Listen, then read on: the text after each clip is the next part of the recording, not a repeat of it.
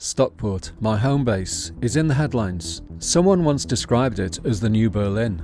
Not so sure about that, but it is experiencing lots of new development and many improvements, but not without controversy. The historic railway viaduct is the symbol of Stockport and dominates the town centre, but now it's starting to have competitors. We go on a whirlwind tour of the town to see some of the projects under construction and visit a unique exhibition that celebrates Stockport and its, maybe, soon-to-be, hidden heritage.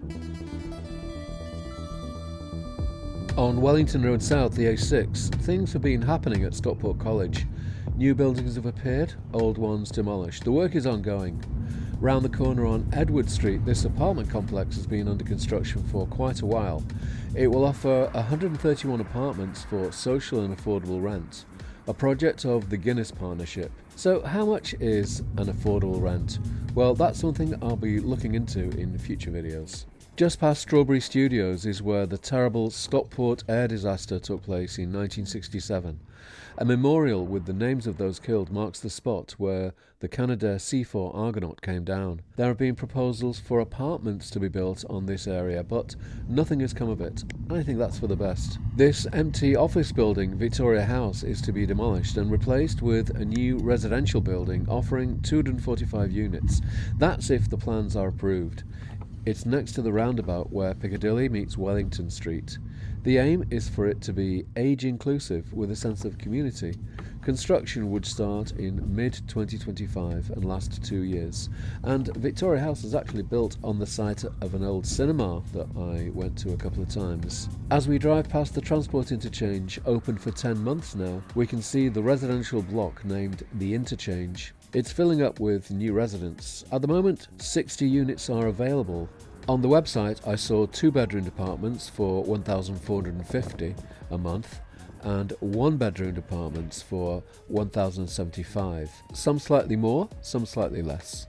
We pass under the viaduct by the bus depot on the street named Door Bank, just beneath the viaduct. This entire area is to be transformed into a new residential district. Some of the proposed buildings will reach higher than the viaduct. More on this later. The Comfortable Jill pub has now closed and I understand it's going to be demolished. Just round the corner on King Street West, this residential building has been under construction for a while. It's called Platform and is a rent-to-buy scheme of 73 apartments. Quite a transformation from the dingy car wash that was once on this site. Going around the Armoury roundabout, well, it won't be like this for much longer because the bridge underneath, above the West Coast Main Line, is going to be completely rebuilt. I'll be following progress. And just nearby, the derelict Grade 2 listed former hospital is going to be transformed into a new multi-generational community called St Thomas's Gardens. Work has already started. On the north side of Edgeley, this development is on the site of an old mill, after which it's named. Springmount Mill offers 202 luxury apartments for rent. The hillside location gives spectacular views over the valley of the Mersey and the magnificent railway viaduct. I've not seen the rental levels yet. Here's how it looked in the past. They've tried to maintain the size and appearance of the old mill. The lower levels are for car parking. Those balconies will offer great views. On nearby Edgeley Road, next to the Railway Club, this development is under construction on the former petrol station, later car wash. I lived just up the road during my childhood. It looks like one of those posh, gigantic houses in affluent Hale, near Altrincham, but it's actually going to be a care home providing various kinds of support. We can see how they've gone for a traditional style building with sloping roofs, matching the houses nearby. This is Lidl on Councillor Lane, Cheadle, but another Lidl has been proposed close by. We'll see it in a minute. At the end of Councillor Lane, where it meets the A560, another residential project, and it's an extra care scheme with 33 one-bedroom units. It's built on the site of an earlier facility which was demolished, and it will be managed by Stockport Homes, which is an ALMO, an arm's-length management organisation, managing housing stock on behalf of Stockport Council. Right here, sorry. I'm just going to... Okay. This is the old Dean Print factory building, a low-rise red brick industrial facility between the A560 and the railway line that runs between Stockport and Altrincham. Lidl put in an application to build a new supermarket on this site, but I understand it is set to be rejected. The meeting at Stockport Council to decide what's going to happen is on the 28th of January 2025. They think the old building could be renovated and used by small businesses, providing more jobs than the supermarket, so they reckon. There is a small Tesco nearby, I often drop in there. And here's the Greggs drive-through on the corner of Stockport Road and Edgeley Road. It's on the site of the old Farmer's Arms pub. I documented the construction before, during and after. So, as we can see in this quick snapshot, there are certainly things happening in Stockport, but let's move back to the town centre. The transport interchange opened on the 17th of March 2024 and is now established and well used. A Tesco Express has opened on Mersey Square, and on the corner next to the A6, a tall residential block was proposed last year, but I can't find any further information on it. And right next to it, on both sides of the A6, on the former car park on one side and Debenham site on the other, plans for a hospital were announced in 2021, but I can find no further information on it. It seems that when plans don't go ahead, it doesn't normally make the news. In Mersey inside former retail units, work on the stockroom centre is progressing. The post office next door is still in use. I was there last week. At the far end of Mersey, planning permission has been given for a residential development on the former Sainsbury's supermarket site. So Stockport will also see larger numbers of people living in the middle of the town. Just up the hill is Stockport's characterful Old Town. In Germany, the Altstadt is a historic central area of a town or city that's protected and specially maintained. That approach now seems to be happening here. And so it goes on, and we can see that development is happening in Stockport, but at a different pace to central Manchester, which is a 40-minute ride on the 192, or 8 minutes on the train. Before we take a look at those proposals for the area west of the Viaduct, we'll go to Stockport War Memorial and Art Gallery, where a unique exhibition ended this weekend. For many years, the artist Helen Clapcott has specialised in views of Stockport, using the railway viaduct as a recurring motif.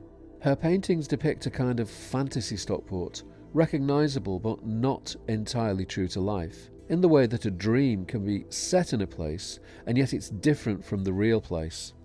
She uses tempera with a limited range of colours. I find these paintings captivating, full of charm and detail, and they were partly the inspiration for my channel art. As we can see, the magnificent viaduct is placed centre stage, but she has elevated its stature. It features in painting after painting, many of which she signs with the name Helen in the corner. I was privileged to meet her on the final day of the exhibition, and I told her I was going to highlight a few of her paintings in a new video. Stockport Railway Viaduct is a symbol of Stockport and of the railway age. It's said to be one of the biggest brick-built structures in Europe. It was completed in 1842 and has been in continuous use since then. It stood the test of time better than those newly built bridges next to the Armoury. Well, they were built 65 years ago, and they're now having to be replaced. But there is some work going on renovating the viaduct, and the M60 motorway will be closed some nights so that the final work can be completed. Here, from the train, crossing the viaduct, we can see views towards the east of the town centre, with Wernethlow and the Pennines visible in the distance. And the new transport interchange, park and residential building are also striking. I think we should cherish and celebrate the Grade 2 listed viaduct and preserve the views of it from all angles. On the west side of the viaduct, on the site of the bus depot, new residential blocks are planned. As we can see from the planning documents, they will reach well above the line of the viaduct. Looking at the plans, the buildings seem competently designed and they offer much needed residential units.